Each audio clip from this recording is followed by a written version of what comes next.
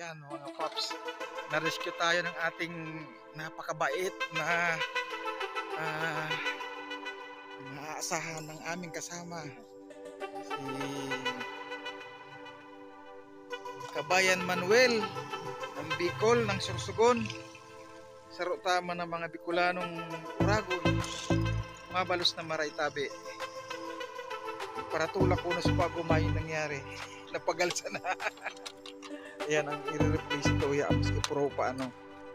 January 8 ko pepig ko Tapos 2 bulan kong pigtyagaan na paralaagan ng tubig para maka-extend pa.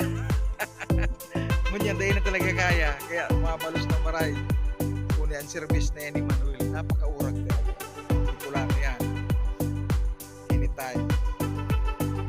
Kasi natagi kita pig-abot sa parking.